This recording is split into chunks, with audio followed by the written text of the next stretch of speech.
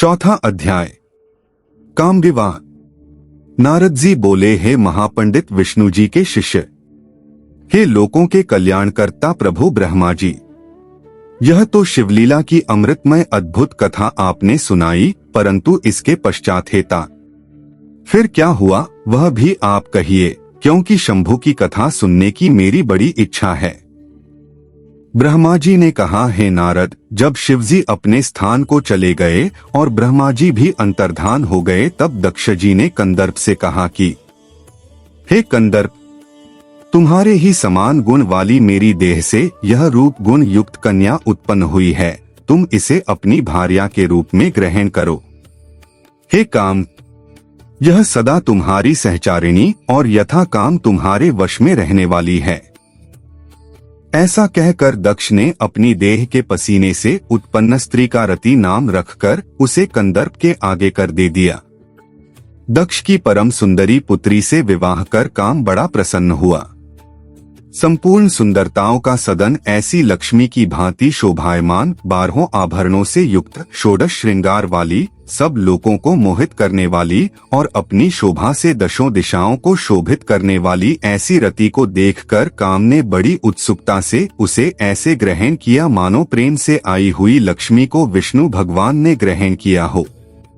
उस समय काम आनंद के मारे ब्रह्मा जी के दिए हुए शाप को भूल गया और मोहित होने के कारण दक्ष जी से कुछ कह न सका। हे तात नारद, उस समय सुखवर्धक महान उत्सव हुआ। अपनी कन्या को प्रसन्न देखकर दक्ष भी बड़े प्रसन्न हुए। काम भी अत्यंत सुख पाकर सब दुखों से रहित हो गया। दक्षपुत्री रति भी काम को पाकर अत्यंत प्रसन्न हुई।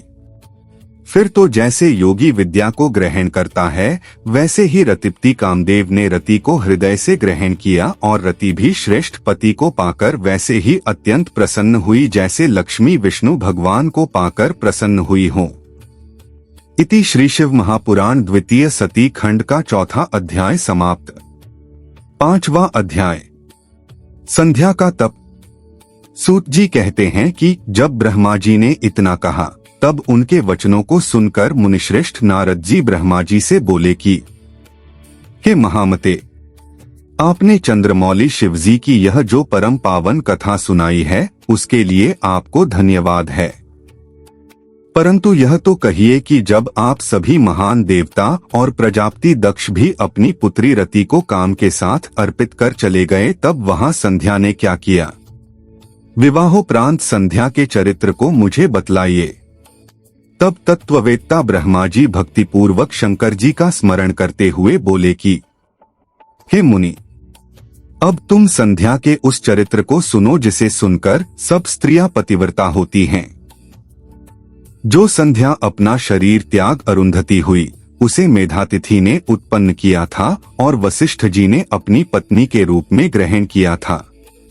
इस पर नारद जी ने पूछा कि उसे मेधातिथि ने कैसे उत्पन्न किया और वशिष्ठ जी ने उसे कैसे ग्रहण किया। यह सब अरुंधति के चरित्र को मुझे तत्व रूप से सुनाइए।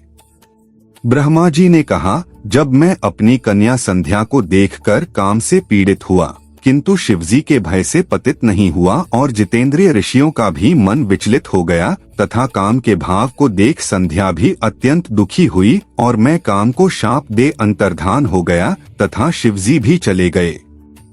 तब आमर्ष को प्राप्त होकर मेरी पुत्री ने आद्योपांत वृत्तांत पर गंभीरता से विचार किया और सोचा कि अब जैसे भी हो, यदि शीघ्र ही मेरे तथा काम आदि सबके पापों के शमनार्थ उसकी शुद्धि का फल मुझे शीघ्र ही मिल जावे तो अच्छा हो, क्योंकि ब्रह्मा जी तो शाप दे ही चुके हैं। भला मुझसे बढ़कर पापिनी कौन है जिसे देखकर पिता और भ्राता भी काम की इच्छा करते हों। अत मैं स्वयं ही इस पाप का प्रायश्चित करूंगी। वेद मार्ग से मैं अपने को अग्नि में जला दूंगी और ऐसी मर्यादा स्थापित करूंगी जिससे संसार में उत्पन्न होते ही मनुष्य इस प्रकार से कामी न हो। मैं तप की कठिन मर्यादा का स्थापन कर शरीर त्यागूंगी। भला मेरे जिस शरीर की स्वयं पिता और भ्राताओं ने इच्छा की, उस शरीर को रखने का क्या अर्थ है? हाँ, मैंने पिता और भाइयों में काम उत्पन्न किया। अब यह शरीर पुण्य और साधन के योग्य नहीं है। ऐसा विचार कर संध्या चंद्रभागा नदी के तट पर स्थित चंद्रभाग पर्वत पर चली गई।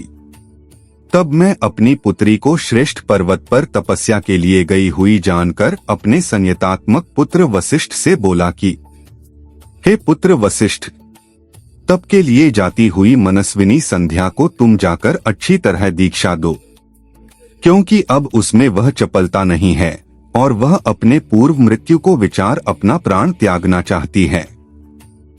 अब वह तप के द्वारा मर्यादा की भी मर्यादा स्थापित करेगी। परंतु हे तात, अभी तक वह तप के किसी भाव को जानती नहीं है। अत जैसे ही उसको इष्ट की प्राप्ति हो उसे तुम वैसा ही उपदेश करो। हे मुनि, यदि आवश्यकता हो तो तुम अपने इस रूप को छोड़ दूसरा रूप धर कर भी उसके निकट तप की क्रियाओं को दिखलाओ। दूसरे रूप की इसलिए आवश्यकता है कि उसने यह मेरा और तुम्हारा रूप पहले ही देखा है, जिसका उसकी दृष्टि में कोई मूल्य नहीं है। इस कारण तुम्हारे इस रूप से वह कुछ प्राप्त न कर सकेगी। अब तुम दूसरा रूप धारण कर लेना। हे नारद, वशिष्ठ जी ने कहा, ऐसा ही होगा। यह कहकर वह संध्या के निकट पहुंचे। संध्या चंद्रभाग पर्वत के लाल सरोवर के पास बैठी हुई थी। उसके पास पहुंच वशिष्ठ जी ने आदर से पूछा कि हे भद्रे, तुम किसकी कन्या हो और इस सरोवर पर क्या करने आई हो? यदि यह छिपाने योग्य न हो तो मैं सुनना चाहता हूं। तुम उदास क्यों हो? तब अग्नि की तरह दीप्तिमान शरीर वाले वशिष्ठ जी को देखकर संध्या ने प्रणाम किया और कहा कि मैं इस निर्जन पर्वत पर तप करने आई हूं। यदि आप योग्य समझें तो मुझे उपदेश करें। यही मेरा गुप्त कार्य है, दूसरा कुछ नहीं। वशिष्ठ जी ने फिर कुछ नहीं पूछा, क्योंकि वे सब कुछ जानते थे। तब उस नेतात्मा तप में उद्योग को धारण करने वाली संध्या से वशिष्ठ जी ने भक्त वत्सल शिवजी का स्मरण कर कहा, अच्छा तो तुम अब परम आराध्य शिवजी को मन में धारण कर उन्हीं का भजन करो। इससे तुम्हारे सभी मनोरथों की पूर्ति होगी।